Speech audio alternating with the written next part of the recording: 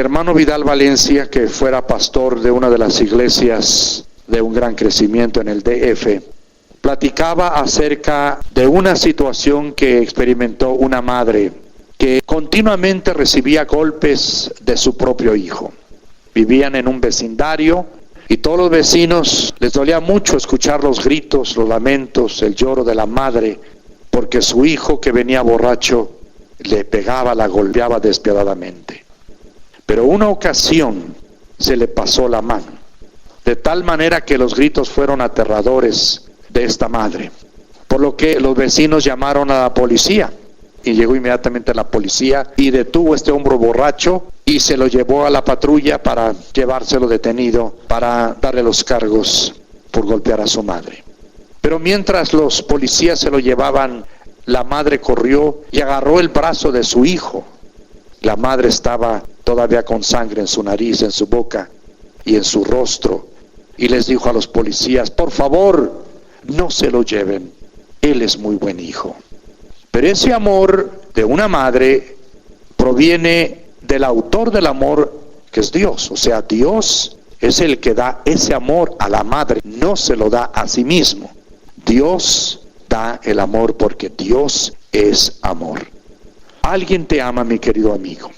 Podemos decir, mamá te puede amar, y es cierto, papá, un amigo, pero en esta hora vamos a hablar de esa persona que te ama con un amor inalterable, un amor inquebrantable, un amor excepcional. Yo recuerdo que mi hija mayor, cuando tenía aproximadamente 14 años, empezó a rebelarse y yo no sabía por qué. Yo la regañaba porque a veces no traía buenas calificaciones, y también a veces mi esposa y yo le recomendábamos que no comiera demasiado porque estaba ganando peso. Durante ese tiempo yo leí un libro acerca del amor incondicional, y en ese libro el autor decía que muchas veces los hijos se rebelan porque piensan que cuando papá y mamá los regañan ya no los quieren, y los hijos quieren saberse amados incondicionalmente, o sea, sin condición alguna. No tienen que ser perfectos para que papá y mamá les amen. Entonces yo comprendí que a lo mejor mi hija se esté rebelando porque a veces la regañamos porque no trae buenas calificaciones, o quizá porque a veces le aconsejamos que no coma mucho. Iba a salir a una campaña fuera de la ciudad donde vivíamos, y antes de salir le dejé una carta diciendo: mi hija Betty y yo, o sea mi esposa, te amamos con todo el corazón. Le empecé a declarar nuestro amor como padres, pero también le dije: no importa cómo seas, no importa lo que seas, y no importa lo que hagas, quiero decirte que tienes garantizado el amor de tus padres hasta la muerte. Yo dejé esa carta cuando yo salí y estuve como una semana afuera, y mi hija sabía el día que iba a regresar, y cuando llego a la casa, abro la puerta, me quedo sorprendido. Había muchos globos en la pared, una grande cartulina que decía: bienvenido papá. Nunca lo había hecho, y yo salgo muchísimo, y yo me di cuenta que aquella carta en la cual nosotros le afirmábamos nuestro amor sin condiciones hizo la diferencia en su vida. Y quiero decirles, mis queridos amigos, que hay una persona que nos ama a nosotros incondicionalmente: Dios Padre, Dios Hijo y Dios Espíritu Santo. Y dice la palabra de Dios en la primera parte del versículo que hemos leído: Dios muestra su amor para con nosotros. Dios nos ama, pero también lo ha demostrado. Cuando celebremos, recuerden bien, en esta próxima Navidad y cada Navidad estemos celebrando el nacimiento del niño Jesús, debemos recordar que Dios nos está mostrando su amor. Esa es la forma que me lo está demostrando, que ese niño venía, ese bebito viene del cielo, es el Hijo de Dios, y que ese bebito es Dios, que siendo Dios se hizo un bebito por amor a nosotros. Es la forma que nos está demostrando su amor. Cuando uno ama a otra persona, le regala flores, una caja de dulces, o quizá una prenda de vestir. Cuando uno en los cumpleaños, un aniversario, uno quiere manifestar el amor hacia la persona que ama y lo manifiesta regalándole una tarjeta, un ramo de flores o un regalo especial. El amor se muestra. Ahora Dios no solamente nos dice yo soy amor y yo te amo, sino que nos ha demostrado su amor, Él habiendo enviado a su Hijo. Allá en la eternidad Dios hizo el plan con su Hijo de que Él, el Padre, iba a enviar a su Hijo a este mundo pecador. El cielo es un lugar de gloria, de gozo, de paz, de armonía, de libertad precioso. Pero el Señor iba a venir a un lugar donde viven precisamente los enemigos del Dios del cielo. Tú y yo hemos sido enemigos del Señor, aunque nunca le hemos dicho, Dios, tú eres mi enemigo. Pero nuestras acciones están demostrándole a Dios que somos enemigos, le desobedecemos, nos rebelamos, nos enojamos con Él, pecamos contra Dios, y es la forma en que le estamos diciendo a Dios que no lo queremos en nuestra vida. Nos rebelamos en contra de Dios. Pero aún así, Dios demostró su amor enviando a su Hijo, repito, no a un lugar de ángeles, no a un lugar donde vivían personas santas, sino a los enemigos del Padre y del Hijo y del Espíritu Santo. Y esa es la forma en que Dios nos ha demostrado su amor. Ahora, si nosotros pudiésemos convencer a una persona que la amamos, vamos a ganar su amistad. Muchas veces nos apartamos o se apartan de nosotros porque pensamos o piensan de nosotros, no les simpatizo.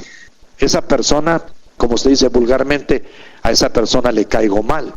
¿Y qué hacemos cuando nosotros nos imaginamos, y muchas veces equivocadamente, yo a esa persona no le simpatizo? Pues inclusive la evitamos o le hacemos una cara fea para mostrarle que estamos enojados porque no nos estima, e inclusive muchas veces estamos equivocados. Pero si nosotros llegamos a convencernos de que alguien nos ama, vamos a ganar su amistad. Vamos a procurar mantener esa amistad. Y yo quiero decirte, mi amigo, si tú en tu corazón, en esta mañana te convences que Dios te ama, lo crees de corazón, hoy le vas a entregar a Él tu corazón. Y en realidad, Dios sí te ama. Dios te ama porque Él te ha creado con sus manos. Cuando papá y mamá han visto a ese bebito recién nacido, estamos orgullosos. Este es nuestro hijo, esto es nuestra hija. Qué felices, qué orgullosos nos sentimos. Y donde quiera que andamos hablamos del recién nacido, recién nacida. Queremos que vean a esa persona preciosa que ha nacido. Pero quiero decirte que nosotros no lo hicimos. Lo concebimos, pero no lo hicimos. El que lo hizo fue Dios. Y cuando ese bebito nace, cuando tú naciste y yo nací, Dios nos vio y Él dijo en su corazón, qué preciosa creación de mis manos. Dios se gozó en el nacimiento y se goza en el nacimiento de todo ser humano porque es creación de Dios.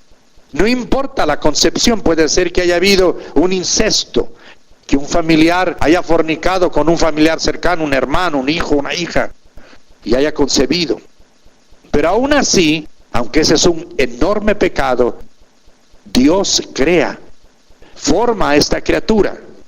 Dios no está de acuerdo con el pecado, por supuesto, pero el Señor toma esta criatura y empieza a formarle sus piernitas, sus ojos, su cabecita. Y cuando nace, Dios está contento, dice, esta es una creación mía. Dios nos ama porque sus manos nos han creado. Si nuestros padres se gozan con nosotros, ¿cuánto más nuestro Creador? Ahora, la Biblia nos dice en 1 de Juan capítulo 4, versículo 8, que Dios nos ama porque Él es amor. En el viaje que hicimos ayer de nuestra casa acá, buena parte del camino no había sol. Estaba en ocasiones sumamente oscuro, y aunque todavía eran las 4 o 5 de la tarde, pero las nubes estaban tan negras que parecía de noche. Pero en realidad sí había sol. Pero esas nubes negras estaban entre nosotros y el sol. Y el sol en esta hora está brillando y dando calor como siempre. No importa si hay huracanes, si hay muchísimas nubes, el sol siempre está brillando y dando calor. Así es nuestro Dios. Dios siempre nos está amando. Él no está cambiando. Él es un Dios de amor ha sido amor, es amor y siempre será amor, ya que el sol en su propia naturaleza se están efectuando explosiones nucleares que producen calor y producen luz. Así en la misma esencia de nuestro Dios, en su corazón, Dios es amor, la fuente del amor. Por lo tanto, nosotros podemos gozarnos, apoyarnos, creer en el amor de Dios para nosotros. Pero como le mencionaba, hay ocasiones que las nubes se interponen entre nosotros y el sol, y puede ser que en esta mañana se está interponiendo algo entre tú y Dios. Y ves las nubes grises y dices, Dios no me ama.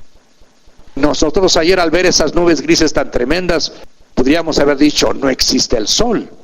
Pero sí existía, solamente sería una perspectiva equivocada, porque el sol sí existe, ha existido, aunque esté en las nubes.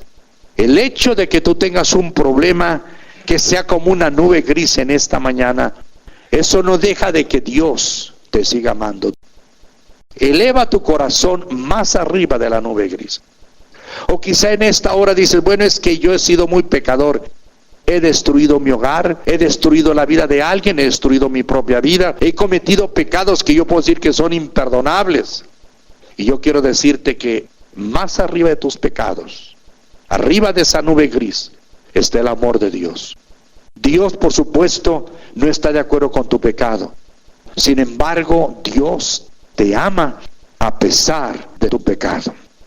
Todos nosotros, mis queridos amigos, necesitamos ser amados. El bebito necesita el amor de papá y de mamá. Qué bueno que en este país hay muchas mujeres que todavía no trabajan cuando sus hijos nacen. Hay muchos países desarrollados, más bien están enredados, no desarrollados, porque muchas mujeres cuando nacen sus bebés por causa de querer tener más dinero, tener una mejor casa, tener su coche, se ponen a trabajar y dejan a sus bebitos recién nacidos. Pero también el niño, no solamente el bebé, el niño necesita el amor de papá y de mamá. Qué importante es el amor de papá. No, ya no tanto de la mamá, porque por lo regular la madre cumple con su cometido. Por lo regular, no tanto así los varones. ¿Cómo debe el papá rebajarse a la altura de sus hijos en su manera de pensar y de sentir? Qué bueno es que papá pueda tomar a sus hijos pequeñitos y jugar con ellos a los carritos.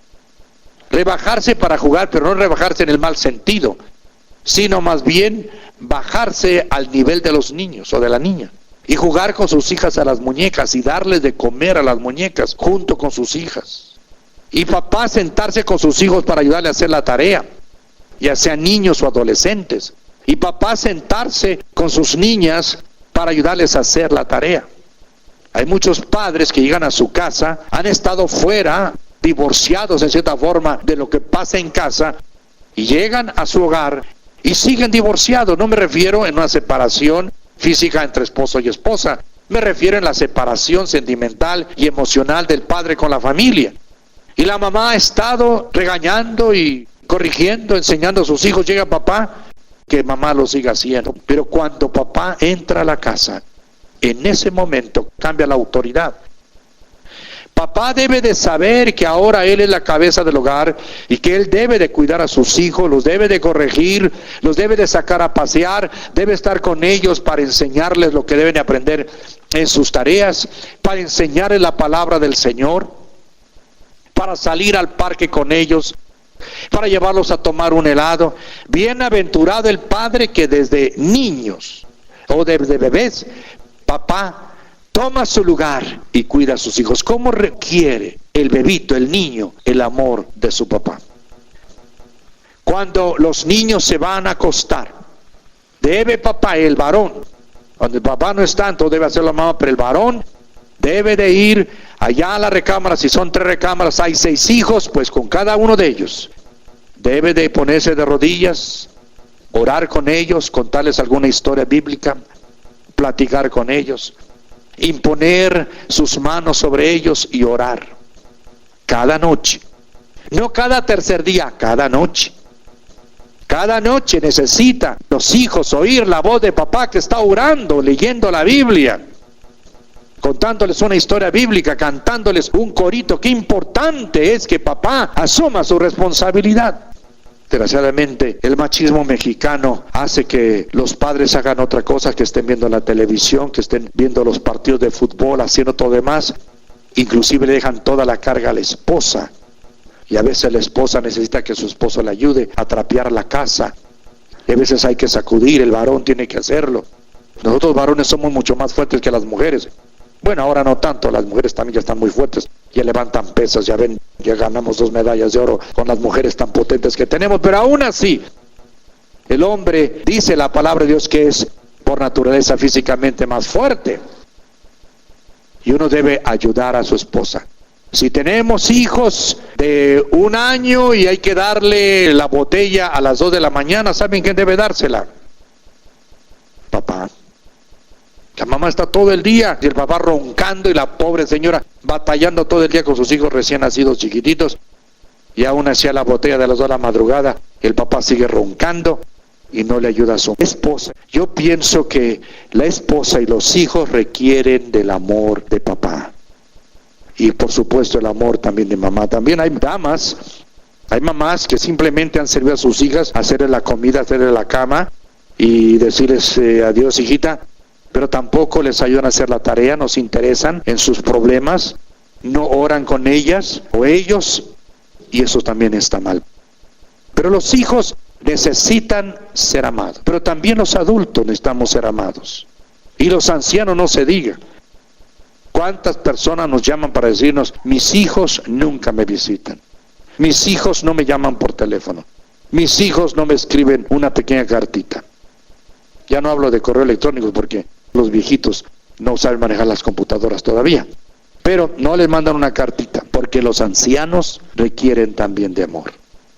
Pero yo quiero decirte una cosa, alguien te ama, y aunque tus hijos no te escriban, y aunque tus hijos no te visiten, y aunque papá y mamá no estén contigo en el momento de la prueba, y aunque seas un adolescente y papá nunca oró contigo, ni mamá tampoco, ni papá te ayudó con la tarea, ni mamá tampoco, ni papá ni mamá se interesaron en tus problemas, quiero decirte que hay una persona que te ha amado, que ha estado buscándote, pero quizá tu rebelión ha impedido que el Señor actúe en tu vida. Pero quiero decirte que el Señor Jesús es capaz de llenar cualquier ausencia, cualquier vacío de amor en la vida. Es maravilloso tener el amor de Cristo en el corazón. Cristo nos ama con amor inalterable. Ahora, la Biblia nos dice en la segunda parte del versículo que siendo aún pecadores, Cristo murió por nosotros. Y quiero decirte, mi querido amigo, que todos los que estamos aquí somos pecadores. El Señor Jesús le ha dado al hombre la libertad de escoger. Y los fariseos, los ancianos, o sea, el Sanedrín del pueblo judío, les fue muy difícil reconocer sus pecadores. Y por eso el Señor no podía ser su Salvador. Y el Señor, por más que le decía, yo soy el Hijo de Dios, yo les puedo salvar, estas personas, por cuanto no se consideraban pecadoras, entonces no alcanzaban la salvación. Además de que les faltaba la fe para creer en el Señor Jesús. Pero yo quiero decirte, mi querido amigo, que en esta hora es sumamente importante que tú te reconozcas pecador. Solamente vamos a ir al cielo las personas que aquí en la tierra no reconocimos como pecadoras.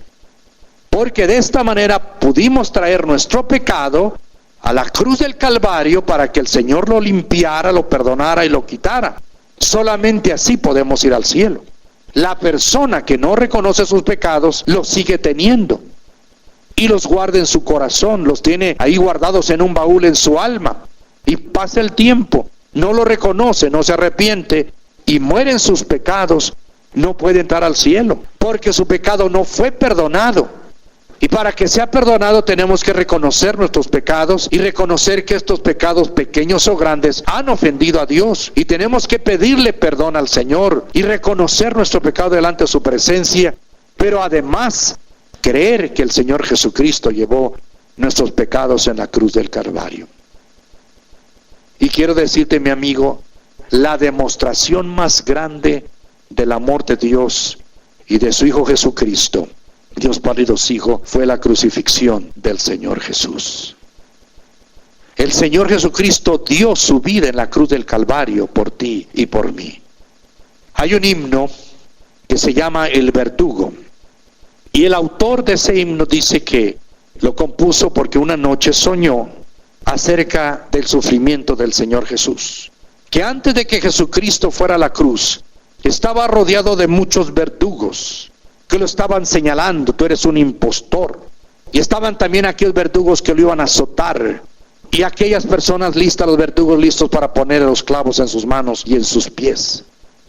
Y algunos hombres blasfemos y mujeres que blasfemaban y se burlaban del Señor Jesús, y Cristo estaba incólume ahí en medio de ellos. Mientras ellos los blasfemaban y lo criticaban y se burlaban del Señor Jesús, este hombre en su sueño dijo: yo quiero ayudar al Señor. No es posible que eso hagan con el Señor Jesús siendo inocente y siendo perfecto. Dice: en mi sueño me levanté para defender al Señor Jesucristo y me puse junto con Él para defenderlo. Pero para mi sorpresa vi que el rostro de todos los verdugos era mi propio rostro. Era yo el que lo estaba crucificando. Era yo el que lo injuriaba. Era yo el que lo iba a crucificar. Y mi querido amigo, fuiste tú y fui yo quien le pusimos esos clavos al Señor en sus manos. Fuiste tú y fui yo quien le pusimos la corona de espinas al Señor en su cabeza. Fuiste tú y fui yo el que escupimos el rostro del Señor Jesús. Fuiste tú y fui yo el que le dimos de puñetazos al Señor Jesús. El que lo levantamos esa cruz para que él estuviera ahí colgado en esa cruz bañado en sangre. Fueron tus pecados y los míos. Dirás: pero ¿por qué dice que fui yo? Yo no tomé nunca ese martillo, yo nunca escupí. ¿Cómo dice usted eso? ¿Sabes por qué? Porque el Señor estaba llevando tus pecados y los míos en su cuerpo en la cruz. Y tus pecados y los míos merecen ese castigo, esa cruz, esos clavos, esas espinas, esa lanza en el costado. Eso es lo que merecen nuestros pecados. Y por lo tanto Cristo Jesús murió por ti y murió por mí. Él no tenía que morir por un solo pecado. Él fue perfecto y santo Hijo de Dios, pero Él murió por tus pecados. Alguien te ama y esa persona es el Señor Jesús. Quiero terminar diciendo acerca de una historia verídica. Sucedió hace muchos años, al principio del siglo pasado. Había un muchacho muy enamorado que ya se iba a casar con su novia. Estaba trabajando y tenía su empleo ahí en el centro de la ciudad. Y resulta que al terminar su trabajo, al salir, vio un tumulto. Dijo: ¿qué estará pasando? Y entonces él corrió y se acercó y había mucha gente. Pero al levantar la mirada vio que había un carro tirado de un caballo que estaba desbocado, y una muchacha que venía bien agarrada a punto de ser lanzada al vacío por el caballo, que estaba como loco corriendo para todos lados. Y en un momento más esta muchacha iba a salir disparada de ese carro y podría morir en ese piso empedrado. Entonces este muchacho se armó de valor, por cuanto esa muchacha, Mildred, era su prometida para casarse con él. Entonces él corrió y agarró por el cuello al caballo y empezó a detenerlo, y empezó a poner sus pies entre las piedras para detener al caballo, y logró detenerlo un poco. Pero en ese momento el caballo y el muchacho se resbalaron y el caballo cayó sobre el muchacho, 700 kilos en el cuerpo de este joven. La muchacha vino corriendo, Mildred, para agarrar a su enamorado y lo puso en su regazo. Su cara estaba bañada en sangre. Sangre le salía por la nariz, por la boca y por los oídos. Este muchacho se estaba muriendo. Pero antes de morir, este muchacho le dijo a su novia: Mildred, ¿verdad que te he amado? No podría Mildred dudar del amor de su novio cuando él hizo todo el esfuerzo para salvarla. Y mi querido amigo, tú no puedes en esta hora decir: Señor, ¿me amas en realidad? Porque en la cruz del Calvario, de ahí Él en esta hora te está mirando. Y en la cruz del Calvario el Señor estaba observando este día. En la cruz del Calvario, derramando su sangre y llevando todos y cada uno de tus pecados pasados y presentes y futuros, Él te estaba mirando y te aseguraba que Él te ama. Tú no puedes decir, Señor, ¿me amas?, cuando Él está muriendo por ti, por cada niño y por cada persona adulta. Pero ¿qué tienes tú que hacer? Tienes que recibirlo. Como todos los padres, uno ama muchísimo a sus hijos. Los cuida. Lágrimas se derraman cuando se enferman. Cuando tienen triunfos parece que uno tuviera el triunfo.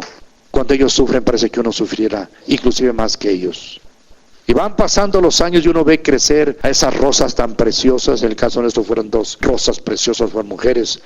En otros casos son lirios porque son varones, etc. Pero es hermoso verlos crecer. Pero recuerdo cuando se casó mi primera hija. Yo iba a celebrar la boda donde vivimos, los pastores podemos casar. Estaba todo bien preparado, mi esposa ayudó mucho a comprar a nuestra hija su vestido de bodas, etc. Se contrató el lugar donde íbamos a tener la ceremonia, se arregló, todo estaba muy lindo, vino a cantar también un solista muy bueno, teníamos todo listo. Era la hora de principiar el culto y yo iba a entrar con mi hija y se le iba a entregar a Marty, que es el nombre de su esposo, un americano, se le iba a entregar y después yo me iba a subir para tener la ceremonia. Entonces empieza la marcha a sonar y yo venía gozoso con mi hija y mi hija me tenía del brazo. Pero tan pronto di el primer paso, empecé a llorar, pero muy fuerte en mi interior. Me daba mucha vergüenza porque iba pasando en medio con mi hija y yo estaba llorando. Ya llegué a donde estaba Marty, futuro esposo, y yo se la entregué a él. Mi hija preciosa se la entregué a un muchacho que nunca cuidó a mi hija cuando ella se enfermó, cuando era bebé, cuando era niña. Nosotros le dimos de comer, la ayudamos, le pagamos muchos de sus gastos de la escuela y ahora se lo estoy entregando a un joven que no hizo nada para tener a esta bella hija. Yo estaba llorando. Y cuando iba a principiar la ceremonia, no podía hablar. La emoción de que ahora ya mi hija se iba a ir con gozo también. Pero ahora esta muchachita se iba a ir con este muchacho. Se la estábamos dando. Vino ahora la segunda boda. Dijo, ahora sí, yo no voy a llorar. Se arregló también el templo, estuvo todo listo. Tenía a mi hija tomada del brazo y empezó a sonar la marcha nupcial. Yo estaba bien derecho, bien sereno, pero al primer paso empezaron lágrimas también. Ahí estaba Javier, el que es su esposo ahora. Yo tenía que dárselo también a este muchacho, esta muchacha con la cual también oramos y la vimos crecer. Ahora salimos a entregar a él. Ya no iba a vivir con nosotros, iba a vivir con él. Ya se le entregué y cuando subí también para poder tener la ceremonia, no podía principiar porque no podía detener esas lágrimas. Mis queridos amigos, nosotros dimos nuestras hijas como todo padre da a su hijo y su hija para que se vaya con otra persona, que no la vio nacer ni la ayudó en su crecimiento, pero uno la da. Y yo quiero decirte que así ha sido Dios. Dios nos da su hijo para que nosotros lo recibamos. Y cuando yo les pregunté en ambas ocasiones que si querían aceptarse, ellos dijeron que sí. Y en esta hora el Señor te hace esa pregunta: ¿quieres aceptar a mi hijo en tu corazón como Salvador? No lo podemos ver, pero el acto es el mismo, aceptarlo como nuestro Salvador. Y aunque nosotros no hicimos nada, simplemente pecamos contra Él, todo lo que hizo Dios Padre y los hijos en favor nuestro, nos los va a dar y nos lo regala al instante. La salvación, el perdón, así como un muchacho recibe una muchacha completa para que sea su esposa, nosotros recibimos a un Salvador completo para que nos dé su salvación y perdón y seremos salvos. Solamente Cristo te puede salvar. Si tú no confías y aceptas a Jesús, solamente Jesús en tu corazón, es imposible que vayas al cielo, porque tus pecados no pueden ser perdonados de otra manera. Este es el momento de la boda espiritual. Nuestro Dios y Padre dice: aquí está mi hijo que murió en la cruz por tus pecados. Él murió por ti, murió en tu lugar y derramó su sangre por ti. Yo te lo regalo si lo recibes en tu corazón. Y cuando lo aceptes viene ese matrimonio espiritual en el cual tus pecados son perdonados. Y yo te doy la vida eterna y vas a venir al cielo conmigo al morir. Pero para poderlo recibir hay que abrirle el corazón en arrepentimiento, recibirlo por la fe. Te voy a invitar que allí en tu lugar lo recibas, por favor. Si tú quieres aceptar a Jesús, vas a decirle estas palabras al Señor. Dile lo siguiente a Jesús: gracias, Señor Jesús, porque tú me amas, porque pensaste en mí cuando fuiste a la cruz y llevaste todos mis pecados, todas mis ofensas, rebeliones y maldades, todo lo que me iba a llevar al infierno, Jesús. En tu cuerpo y en tu alma santa lo llevaste. Y ahí moriste, Señor, en esa cruz por mí. Gracias porque me amas. Así me lo dice tu palabra. Señor Jesús, en este momento te recibo en mi corazón. Te acepto como mi Salvador personal, como el Hijo de Dios, como el Señor de mi vida. Gracias, Señor, porque hoy te he aceptado, porque me has perdonado. Gracias, Señor Jesús. Amén.